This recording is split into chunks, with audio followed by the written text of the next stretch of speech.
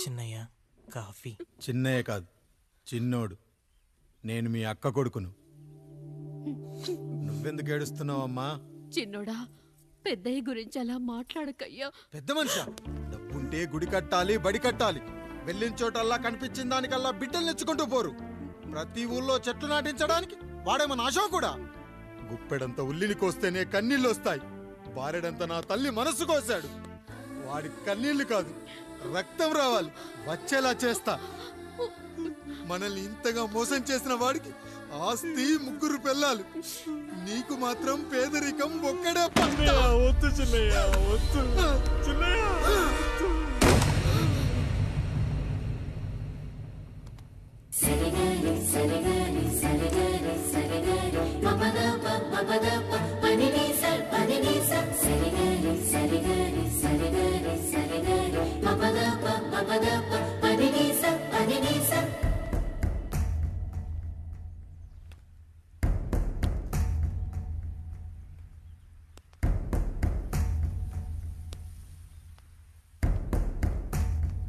నాన్న, నాన్న. బాబుగారు. బాబుగారు కాదు నాన్న, నేను నీ బాబు నాన్న.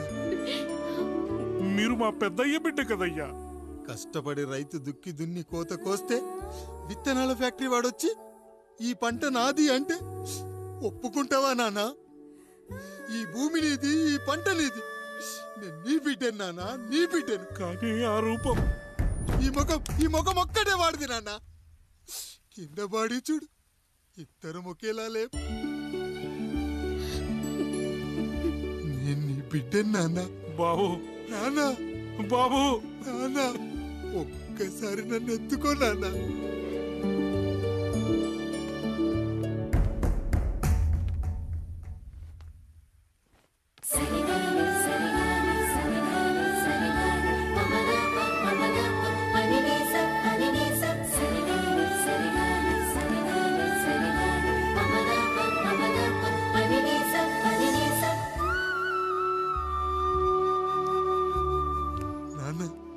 నువ్వెంత మంచివాడివి నాన్న.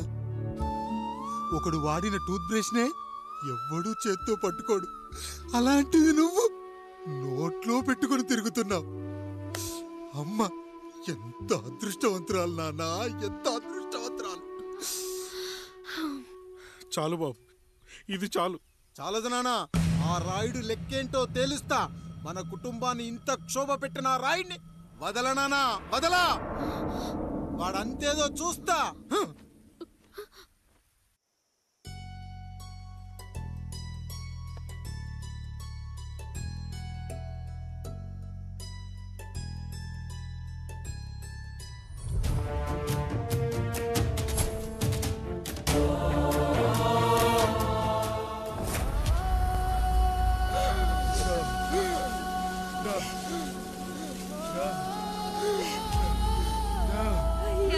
చూడండి అయ్యా, వీళ్ళని చూసాకైనా మీ మనసు కరెక్ట్ లేదా? తాగటానికి నీళ్లు లేక చావు బతుకుల మధ్య కొట్టు బిట్టాడుతున్నారయ్యా.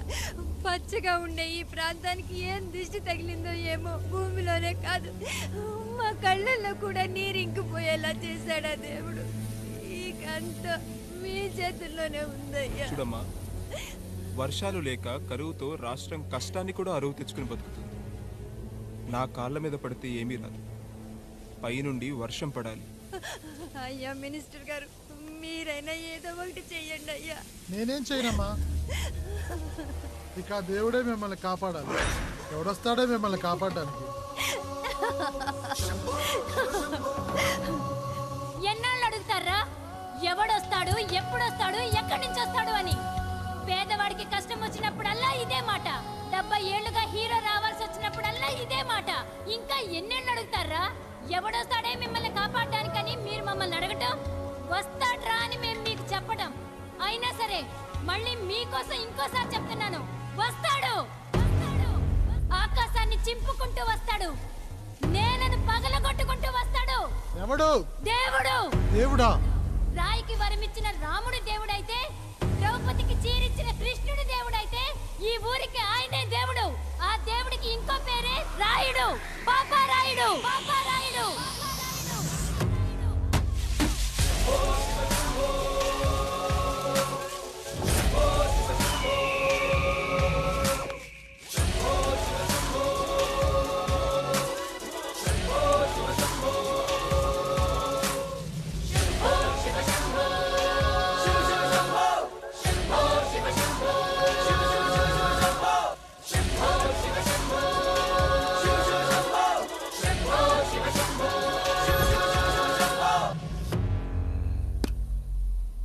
ఏంటి సమస్య? అయ్యా, ఊరికి కరువు వచ్చిందయ్యా. అదిగో ఆ నలుగురు దాహంతో చనిపోతున్నారయ్యా.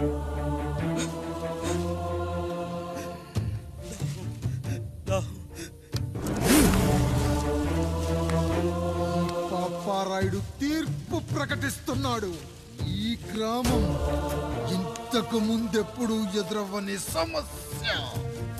అందుకే ఈ సమస్యని నా సర్వేంద్రియాలను కేంద్రీకరించి నవరంధ్రాలను బిగించి ఆలోచించి ఈ నా తీర్పు ప్రకటిస్తున్నాను. దాహంతో అలమటిస్తున్న ఆ నలుగురికి వెంటనే బావులు తవ్వించి వాళ్లకు నీళ్ళివ్వండి. అంత సమయం లేదయ్యా. మరో 5 నిమిషాల్లో వారి చేత నీళ్లు తాగించిపోతే చచ్చిపోతారయ్యా. పూజారి, మరేంటిప్పుడు దీనికి పరిష్కారం? నృత్యం. సంగీతానికి శిలలు, నృత్యానికి మేఘాలు కరుగుతాయని శాస్త్రం చెబుతుంది. ఆ నాట్యానికి ఆకాశం కరిగి వెంటనే వర్షం పడాలి. అందుకు ఆ నటరాజైన శివుడే మార్గం చూపించాలి.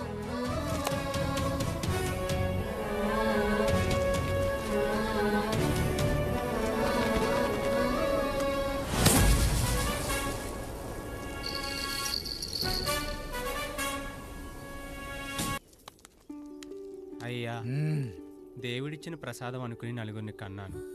3 పెళ్లి చేయగలిగానయ్యా. ఈ ఊరు ఏమిచ్చినా మీరు తీసుకుంటారు కదయ్యా. ఇది మిగిలిపోయింది. తమరే ఏదో ఒకటి చెయ్యండి అయ్యా.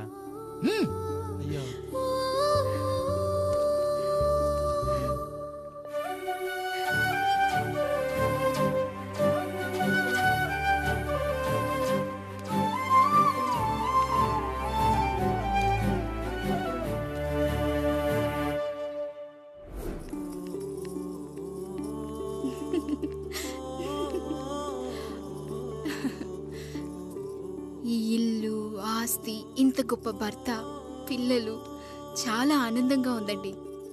కానీ నాకు ఒకటే లోటు. మన తర్వాత మన పిల్లల్ని చూసుకోవడానికి వీళ్ళకొక అన్నయ్య కావాలండి. అచ్చం మీ పోలికలతో వీళ్ళకొక అన్నయ్యని కందామండి. నువ్వు అడిగితే కాదనగలనా?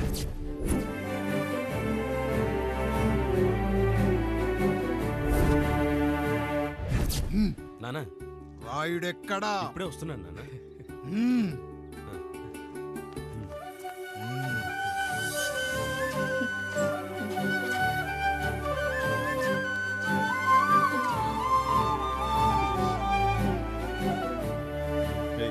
చూడరా, మీ అన్న మీద పగ తీర్చుకోవడానికి నీకు ఇదే సరైన సమయం. పర్లేదంటావా? ఏం పర్వాలేదు. అయ్యా, ఎరా రంగా, ఏం కావాలో అడగరా. నీకంటూ ఏమి ఇవ్వలేదు, నువ్వు ఏమి అడగలేదు. చెప్పరా. మా అన్నకు నాకు పడట్లేదయ్యా. తోడ పుట్టినవాడని చాలా సహించాను. అడ్డమైన దానాలు చేసి ఆస్తి మొత్తం పోగొట్టాడు. ఇప్పుడేం కావాలరా? కొద్దిగా ఈ కత్తి తీసుకొని వాడిని చంపి పెట్టండి అయ్యా.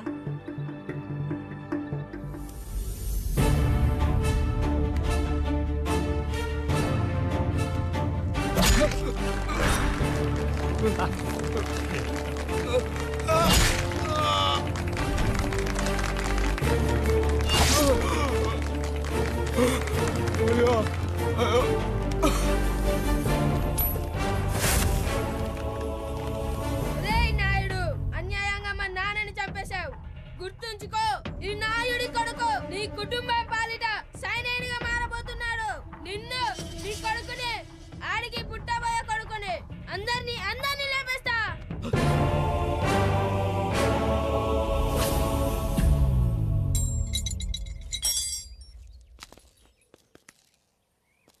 ఏం జరిగింది?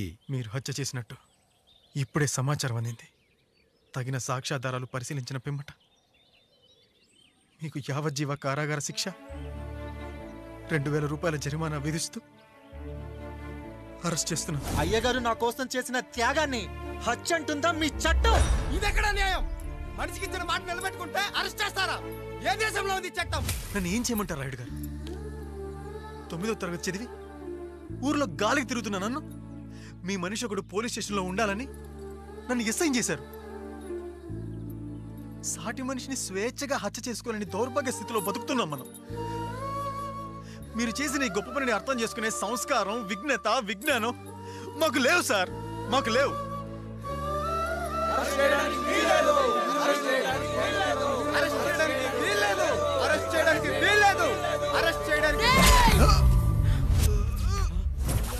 అయ్యా రాయుడు గారు, అయ్యా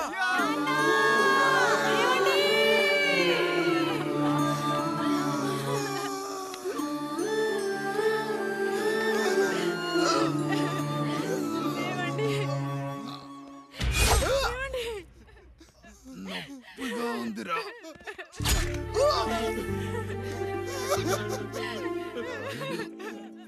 సుధా, నేను లేకుండా ఎలా ఉండగలను? పర్వాలేదండి, బిడ్డలతో నేను ఉండిపోతాను.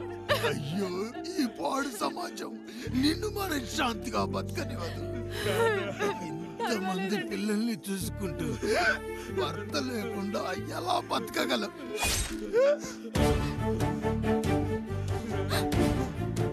వద్దండి.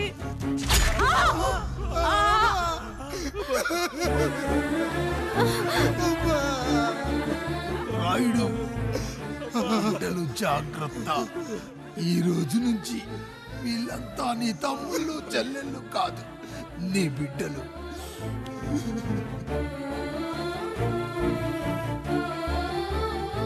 ఎక్కడికి వెళ్ళనురా. నీ కష్టం వస్తే ఒక్కసారి నాన్న అని పిలవరా. ఆ సమాధిలోంచి అయినా లేచొస్తా.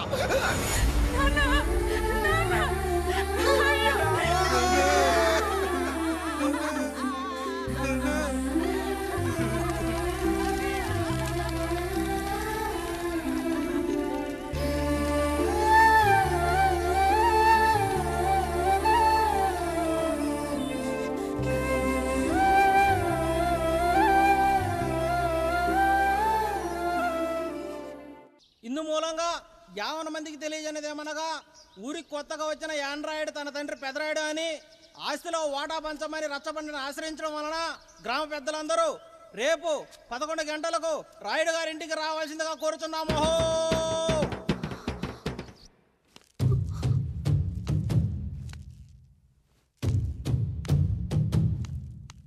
ఎందుకొచ్చారు? తన తాత పాపారాయుడు గారు ఆస్తి తనకు కూడా కావాలంటూ పంచాయతీలో ఫిర్యాదు చేశాడయ్యా.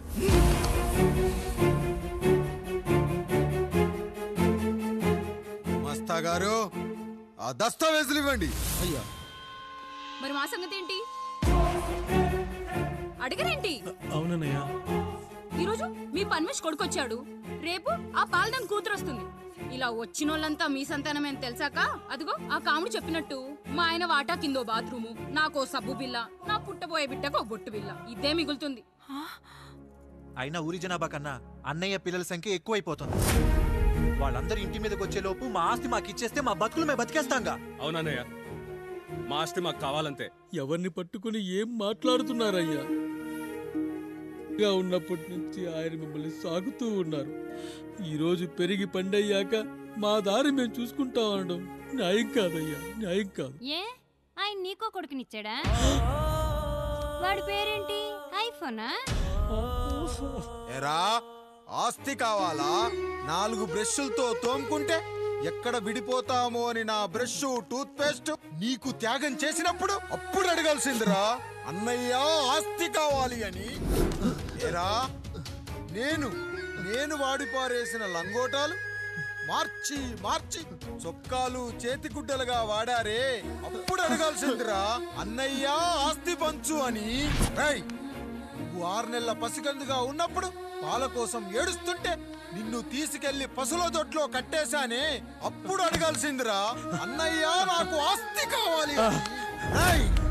మా తండ్రి గారు పాపారాయుడు పోలికలు నాకు, నా పోలికలు ఆండ్రాయిడ్కి. అసలు మా కుటుంబంలో ఏ పోలికలు లేని మీకు ఎందుకు ఇవ్వాలరా ఆస్తి? ఆస్తి లేదు, గీస్తి లేదు. Get out, get out, get out, get out, get out అని నేను అనొచ్చు, కానీ అనగలనట్రా? అనలేను. ఎందుకంటే మీరంతా నా తమ్ముళ్ళు, నా చెల్లెళ్ళు. రక్తం తాగిన దోమ కూడా వెళ్ళేటప్పుడు కృతజ్ఞతగా ఏ మలేరియానో టైఫాయిడో వదిలి వెళ్తుంది. కానీ రక్తం పంచుకొని పుట్టిన మీరు ఈ అన్నయ్య కోసం ఆస్తి కూడా వదల్లేకపోతున్నారు కదరా. గుమస్తా గారు, నా యావదాస్తి నా తమ్ముళ్లకు, చెల్లెళ్లకు వాళ్ళ పేర్ల మీద రాయండి. నాకు చిల్లి గవ్వ కూడా అక్కర్లేదు. ఇక ఈ ఇంటికి నాకు ఎటువంటి సంబంధం లేదు. లక్ష్మి, సావిత్రి, మీ చీరలు విప్పేయండి. ఇక్కడికి వచ్చేటప్పుడు ఏ చీరలు కట్టుకున్నారో వెళ్ళేటప్పుడు కూడా అదే చీరలు కట్టుకోండి. వెళ్ళిపోదాం. దస్తావేజులు తీసుకురండి.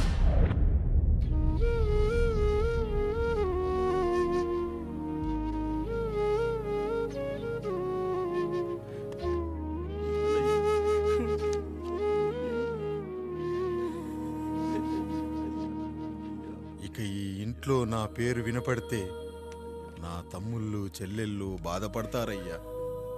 ఈ ఇంట్లోనే కాదు, ఈ దస్తావేజులో కూడా నా పేరు ఉండకూడదు. నేను ఇక్కడ సంతకం పెట్టి వీళ్ళ మనసు నొప్పించలేను. అయ్యా, మొత్తం వదిలేసి మీరెలా బతుకుతారయ్యా? ఎండకు నీడలా, వర్షానికి గొడుగులా నన్ను ఇన్నాళ్ళు కాపాడింది. కష్టాల్లో, సుఖాల్లో నాకు తోడుగా నిలిచింది. నా నిజమైన ఆస్తిని, కుటుంబ గౌరవాన్ని కాపాడింది. ఇదేరా నా ఆస్తి, అంతస్తు. ఇదే మా నాన్నగారిచ్చిన లంగోట. బంగారం లాంటి తమ్ముళ్ళే లేనప్పుడు నాకు మాత్రం ఈ బట్టలెందుకురా? వెతికిన దొరక ఏవండి, పప్పులో మీ చెవట పడుతుందండి. ఇడ్లీలో 2 చెంచాల ఉప్పు తగ్గించు లక్ష్మి. ఎలాగో మనం పేదోళ్ళమే కదా, కనీసం ఉప్పు ఖర్చైనా తగ్గుతుందనుకో.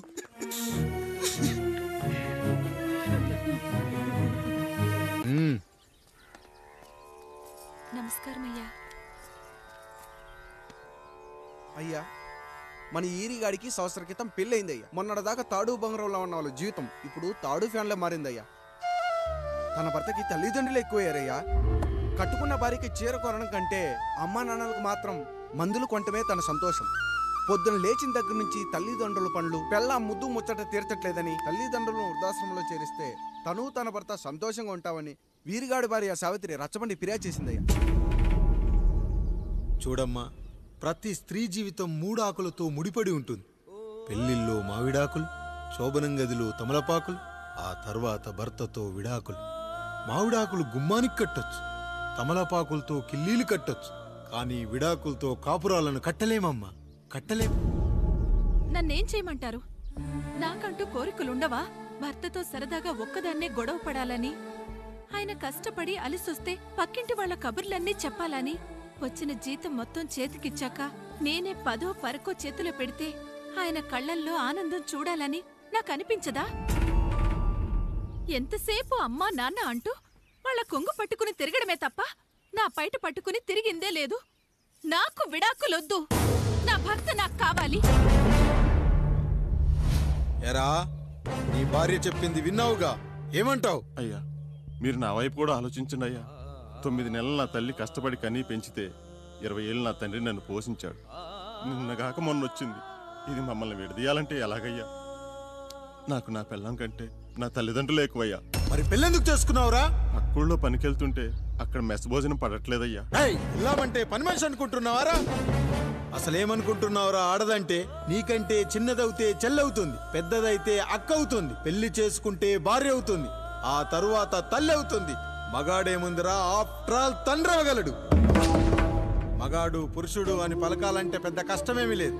కానీ స్త్రీ అని పలకాలంటే నోట్లో కండరాలు, నాలుక, అష్టవంకరలు తిరిగి కష్టపడాలరా. స్త్రీ జీవితం కూడా అంతే. మన దేశంలో స్త్రీని గౌరవించడం తరతరాలుగా వస్తున్న సాంప్రదాయం. ఆ సాంప్రదాయం ఎంత గొప్పదంటే జంతువుల్ని కూడా పిల్లి పిల్ల, కుక్క పిల్ల, పంది పిల్ల అంటాం గాని కుక్క పిల్లోడు, పిల్లి పిల్లోడు, పంది పిల్లోడు అని అనమురా. అంత గొప్పదిరా మన సాంప్రదాయం. మీరు ఎన్నైనా చెప్పండి, దాన్ని ఏలుకోవటం నా వల్ల కాదయ్యా. రేయ్, కడుపులో బిడ్డ ఆడపిల్ల అని తెలిసి ఉంచాలా ఊడ్చాలా అని ఆలోచిస్తుంటే పుడతామో చస్తామో తెలియని పరిస్థితుల్లో ఎలాగోలా పుట్టేసి పెరిగేసి ఎదిగేస్తున్న టైంలో తను పుట్టింది తన కోసం కాదు, ఎక్కడో పుట్టిన ఏదో కోసం అన్న విషయం తెలిసాక అమ్మ నాన్న కలిసి 1 కిలో లడ్డూలు, 1 కిలో చెగోడీలు పెట్టి దున్నపోతు లాంటి ఓ పెళ్లి కొడుకును తీసుకొచ్చి తల దించుకొని పెళ్లిలో కళ్ళు దించుకొని శోభన గదిలో పడుకుంటే గుండెల మీద తాలి బరువు, శరీరం మీద వాడి బరువు మోసి మోసి వాడు వేసిన విత్తనాన్ని 9 నెలలు మోసి మోసి ఓ పండంటు బిడ్డకు జన్మనిచ్చి ప్రతిరోజు కోడి కంటే ముందే నిద్రలేచి నుదిటిన బొట్టు పెట్టి, వాకిట్లో ముగ్గు పెట్టి, స్టవ్ మీద గిన్నె పెట్టి, అందులో పాలు మరగబెట్టి, కాఫీ పొడి టీ పొడి కలిపి పెట్టి, పిల్లల నోటికి తిండి పెట్టి, వాళ్ళను బడికి ఎల్లగొట్టి, నిన్ను ఆఫీస్కు తరిమి కొట్టి, ఒక చేత రిమోటు మరో చేత కత్తిపీట పట్టుకొని ఛానల్స్ మార్చి మార్చి కూరగాయలు తరిగి తరిగి 11 గంటలకు మా ఊరి వంట, 12 గంటలకు స్టార్ మహిళ చూస్తూ వీటి మధ్యలో వంట చేస్తూ కూరెక్కడ మాడిపోతుందో అన్న టెన్షన్ లో బ్రేక్ మధ్యలో అత్తగారికి అన్నం పెట్టి ఉద్దమందారం, ఆడదే ఆధారం, మనసు మమత, గోకులంలో సీత, స్వాతి చినుకులు అంటూ పగలు రాత్రి తేడా లేకుండా సీరియల్లో సమస్యల్ని తన సమస్యలుగా భావించి బరువెక్కిన గుండెతో అలిసొచ్చిన భర్తకు గుప్పెడంత మాడిపోయిన ఉప్మా పెట్టి అప్పుడు తిని పడుకుంటుందిరా. అదిరా ఆడదంటే. అలాంటి నీ భార్యను వదిలేస్తానంటావా? Bloody pole!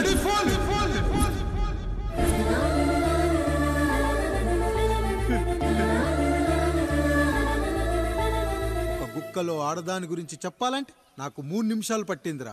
3 ముళ్ళేసిన నీకు ఆడదాని గురించి తెలియాలంటే ఎన్ని జన్మలెత్తాలరా.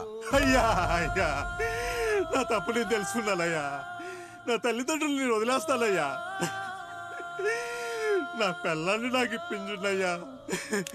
నువ్వు తప్పు మీద తప్పు చేస్తున్నావు. నీ భార్యను తిరిగి ఏలుకోవడానికి నీకు హక్కు లేదు. ఈ రాయుడు తీర్పిస్తున్నాడు. ఈ ఈరిగాడు మాత్రం తమ తల్లిదండ్రులతో ఉండాలి, కానీ ఈవిడకు మాత్రం భర్త కావాలి. ఈమెకు అభ్యంతరం లేకపోతే నేను పెళ్లి చేసుకుంటాను.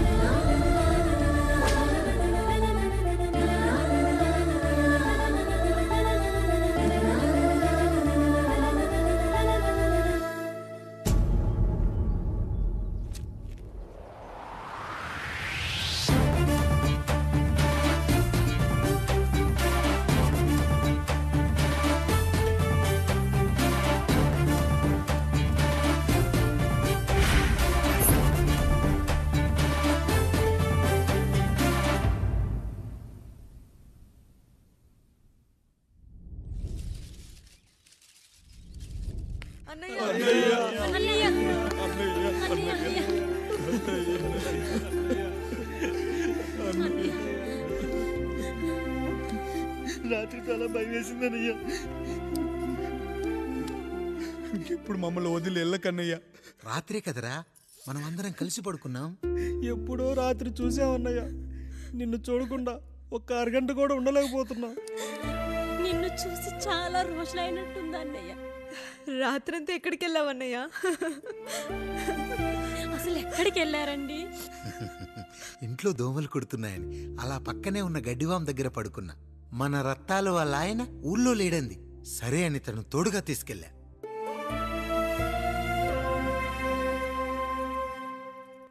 మీ సావుకటే మీ కుటుంబాన్ని నుంచి మిమ్మల్ని విడదీయాలయ్యా. అప్పటి వరకు మేము కళ్ళు తెరిస్తే మా కళ్ళ ముందు ఉండాలి, కళ్ళు మూస్తే మా కళ్ళలో ఉండాలయ్యా. నమస్కారం రాయుడు గారు.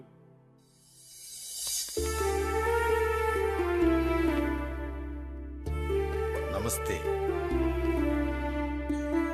ఏం జడ్జి గారు ఎప్పుడొచ్చారు? ఇప్పుడే. రాయుడు గారు, మీ కుటుంబం గురించి వినడమే గాని ఇప్పుడే చూస్తున్నాను. ఒక్కసారి మీ కుటుంబ సభ్యుల్ని నాకు పరిచయం చేయండి రాయుడు గారు. వాళ్ళు నా తమ్ముళ్ళు. నమస్కారం. మొత్తం ముగ్గురా? కాదు, 4. వాడు వేరే షూట్లో ఉన్నాడు. వీళ్ళు నా చెల్లెళ్ళు. నమస్కారం తల్లి. వీళ్ళు నా భార్యలు. నమస్కారం అమ్మా. వీళ్ళు నా బంధువులు. నమస్కారం. నా జీవితంలో ఎంతో ముఖ్యమైన, ఇష్టమైన, ప్రాణమైన మరో మనిషిని మీకు పరిచయం చేయాలి. ఆవిడే.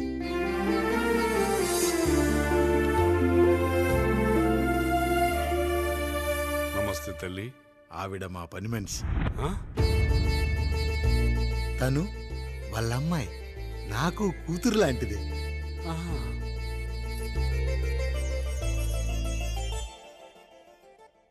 ఆ ఫోటోలోని వ్యక్తి ఎవరమ్మా? మీ ఆయన?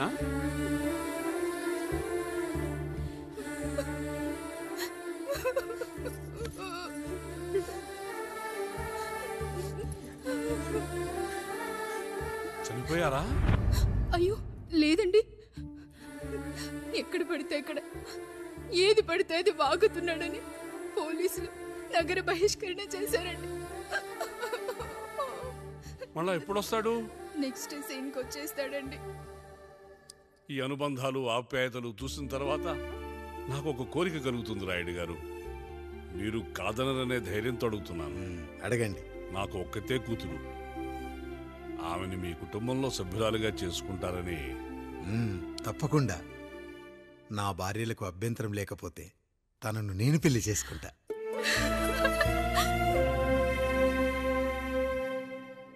అయ్యో, మీరు పొరపాటుగా అర్థం చేసుకున్నారు. మీ పెద్ద తమ్ముడికి ఇచ్చి చేస్తారని.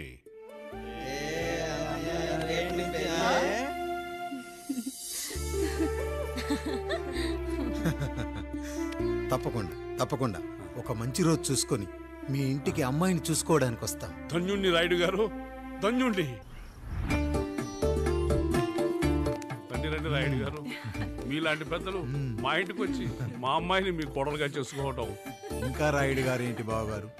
బావగారు అని పిలవండి. సంతోషం. రండమ్మా. త్వరగా అమ్మాయిని పిలిపించండి. మా వాడు అసలే ఆగలేకపోతున్నాడు. మా వాడు చిన్నప్పటి నుంచి అంతేనండి. కక్కొచ్చినా ఏమొచ్చినా ఆపుకోలేడు. త్వరగా మీ అమ్మాయిని పిలిపిస్తే ఆ కళ్యాణం ఏదో చేసేద్దాం. అమ్మా జయమాలిని, అమ్మాయిని చూసురా.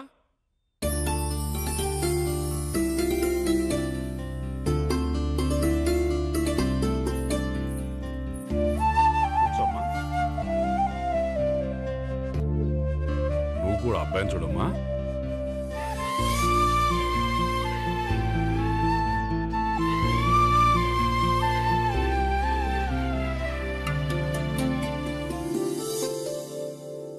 అమ్మాయిని చెప్పుకోవడం కాదు కానీ అసలు ఈ కాలపిల్ల కాదు బావగారు. రాత్రంతా బయట తిరిగినా కోడి కుయ్యకు ముందు ఇంటికి వచ్చేస్తుందండి. మళ్ళా ఊరంతా నిద్రలేగిస్తే తప్పుగా అనుకుంటారు కదా. తను తిరిగే స్నేహితుల్లో పచ్చి తాగుబోతులు తిరుగుబోతులు ఉన్నారు. కానీ ఆ విషయాన్ని తన మనసులోనే పెట్టుకుంటుంది కానీ స్నేహితుల గురించి ఎప్పుడూ చెడుగా చెప్పింది లేదు బావగారు.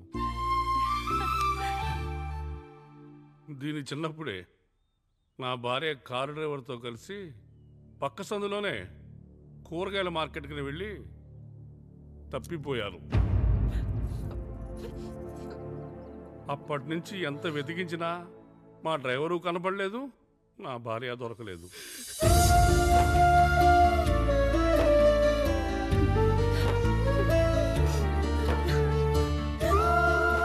అమ్మ నాకు చాలా ప్రేమ పంచింది నాన్న.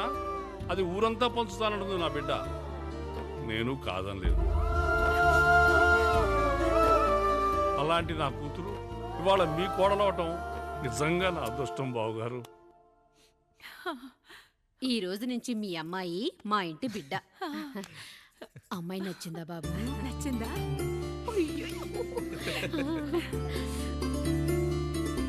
వాడికేం తెలుసు అన్నయ్య గారు, చిన్న పిల్లాడు. ఇప్పటికీ ఆకుని చెవులో పువ్వుని నోట్లో పెట్టుకొని తిరుగుతూ ఉంటాడు.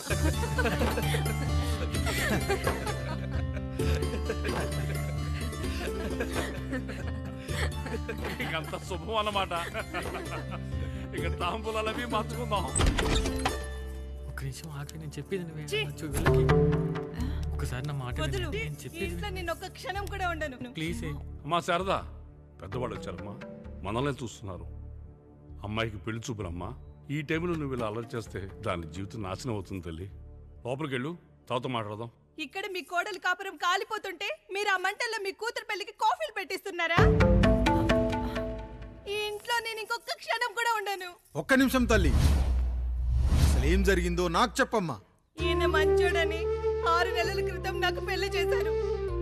మొదట్లో బాగానే ఉన్నాడు. ఆ తర్వాత ఒక రోజు మందు కొట్టాడు. పోనీ తాగింది దిగాక మంచోడుగా ఉంటాడు అనుకుంటే ఈ మధ్య చెడు తిరుగుళ్ళు తిరుగుతున్నాడు. ఊరవతల చిన్నిళ్ళు కూడా పెట్టేశాడు. మీరే చెప్పండి రాయుడు గారు, ఈ ఇంట్లో నేను ఉండాలా, వెళ్ళిపోవాలా, ఈయన్ని వదిలేయాలా, అక్కర్లేదా? ఎస్, వదిలేయాలమ్మా. వదిలేయాల్సింది నీ భర్తను కాదు, అతనిలోని లోపాలు. ఆశ్చర్యపోతున్నావు కదూ? ఒక మగాడి బాధ సాటి మగాడిగా నేను చెప్తానమ్మా. ఆడదాని ప్రేమ వెలిగించిన అగరొత్తి లాంటిది. ఒకడు వెలిగించగానే కొన్ని గంటల్లో బూడిదైపోతుంది. కానీ మగాడి ప్రేమ దీపం లాంటిది. తాను కాలుతూ కూడా నలుగురిని వెలిగించుకుంటాడు. ఆ వెలుగులో ఆనందాన్ని వెతుక్కుంటాడు. చూడమ్మా శారద, నువ్వు కాకిలోని నలుపును చూస్తున్నావు, నేను దాని రెట్టలో తెలుపును చూస్తున్నాను. మొగడు మందు కొట్టొస్తే నిన్ను కొట్టలేదని సంతోషపడాలి గాని బాధపడకూడదమ్మా. ఇక చిన్నిల్లు సంగతి అంటావా? రుచిగా ఉందని లొట్టలేసుకుంటూ సగం తిన్న బిర్యానీలో కుక్క మూతి పెట్టిందని తెలిసాక దాన్ని పారేసుకుని ఆకలిని చంపుకోవడం కంటే నాకింది మనింటి కుక్కే కదా అని దాని మూతిపళ్ళు రాలగొట్టి ఇంట్లో కట్టేయాలి. నీ భర్త కూడా అలాంటి కుక్కలాంటి వాడేనమ్మా.